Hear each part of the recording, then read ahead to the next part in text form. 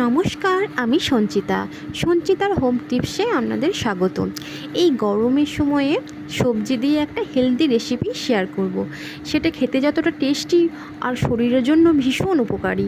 চলো দেখে নিই রান্নাটা করতে কি কি লাগবে।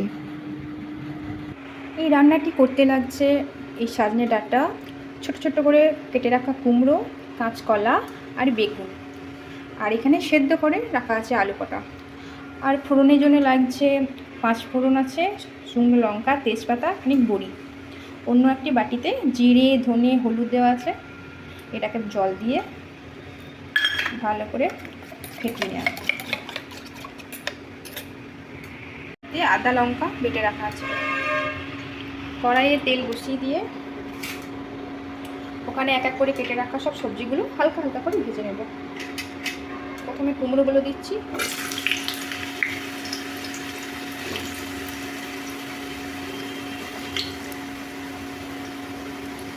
কুমড়ো আর কাঁচকলা একসঙ্গে দিয়ে দিলাম, আর ডাঁটাগুলো ফেলে দিলাম।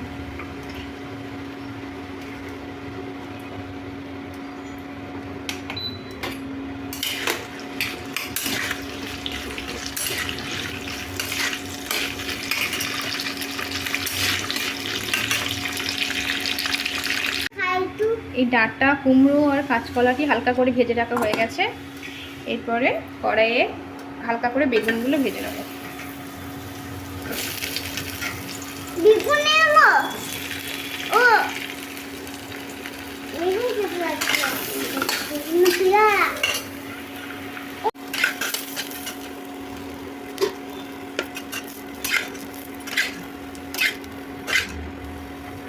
এবারে ওই কড়াই আলুগুলোকে দিয়ে হালকা করে একবার নেড়ে নেবো ভালো করে।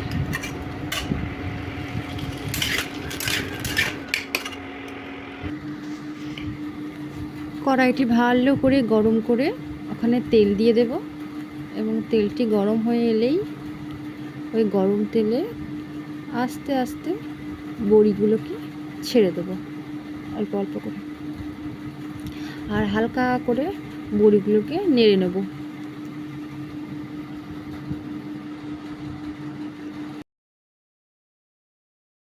বড়িগুলো ভাজা হয়ে গেছে। এবারে ওই গরম তেলের মধ্যেই এক তেজপাতা, শুকনো লঙ্কা আর 5 ফোড়ন অ্যাড করে ভালো করে নাড়িয়ে নিতে হবে।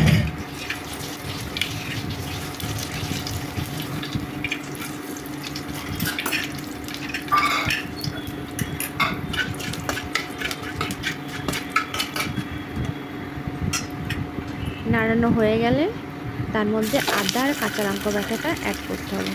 ওটাও ভালো করে কষিয়ে নিতে হবে তেলের মধ্যে।